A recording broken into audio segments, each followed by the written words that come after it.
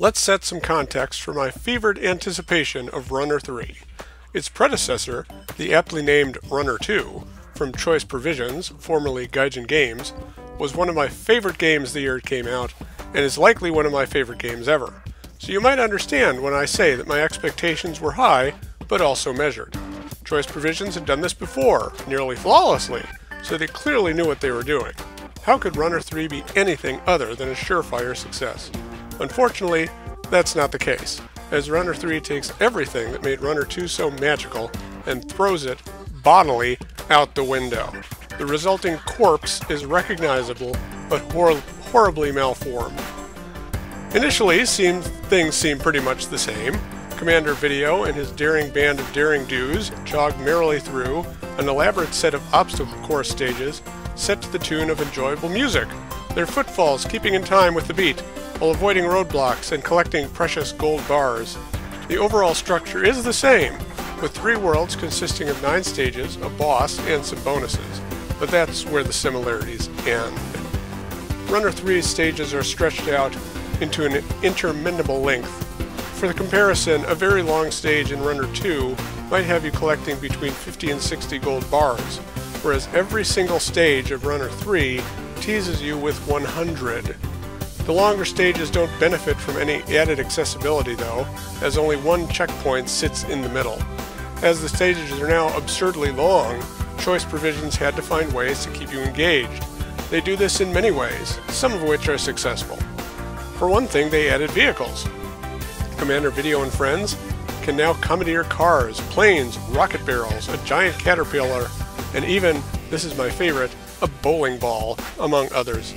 I found the majority of these sections very enjoyable, though the rocket barrel gave me troubling flashbacks to Donkey Kong Country Returns. The vehicles give Runner 3 an opportunity to tweak the perspective, and it's surprising how well the change of pace works. Other additions are not quite as successful. Runner 3 alters the language of the previous 2 games, as obstacles appear seemingly out of nowhere, requiring preternatural knowledge of the stages.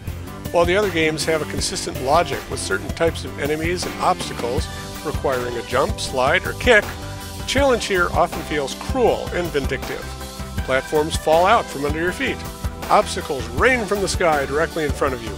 Enemies miraculously appear along a path laid out by gold bars just to mess with you. Unexpected events destroy any sense of fluidity you've achieved thus far and keep you from getting in the zone.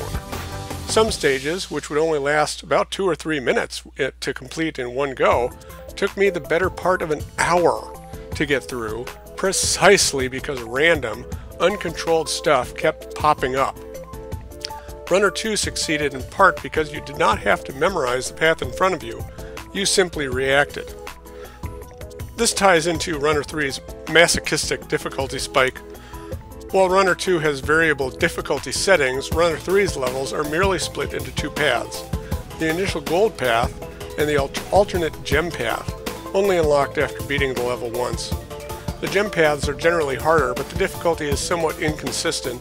Both skew towards very challenging, and often I had better luck getting the gems and gold on the supposedly more difficult gem path. Still, the game's difficulty starts harsh and just gets brutal. If you don't have prior runner experience, it can get maddening. I quickly abandoned any hope of getting 100% on this one, which is disappointing because I'd 100% at previous runner games. The game looks very pretty, generally, and the music is usually excellent. When you have the volume up sufficiently high, the music syncs with all the action and gold bar grabbing, and that produces a joyful response. The writing is phenomenal, and as always, worth a chuckle.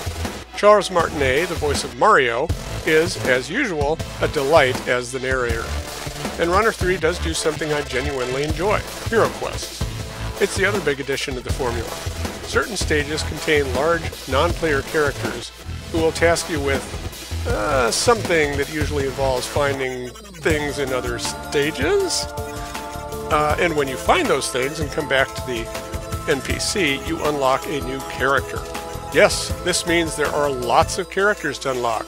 It also encourages you to be observant on your traversals when you aren't busy avoiding being sent all the way back to the beginning of a 3-minute stage because you didn't anticipate the floor falling away. It's not a perfect system, but I appreciate the intent.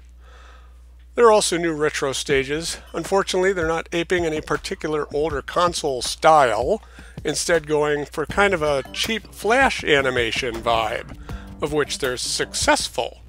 CommanderVideo isn't running anymore, as this retro stages are action platformers with no directed running of any kind. It just doesn't fit. There's nothing particularly runner about it. There are also boss fights, which are usually quite good in that the bosses are ridiculous. Gotta love those giant owls, and they feature multiple checkpoints, so they have a leg up on the normal stages. I really don't know how much else I can say about this, but I imagine you get the point. Runner 3 is a massive disappointment to me. A couple days ago I wondered if maybe I'd misremembered how good Runner 2 was. Maybe it also had these irritating flaws, and was I blocking them out? I sat down and played the previous game for almost an hour straight, completely enchanted.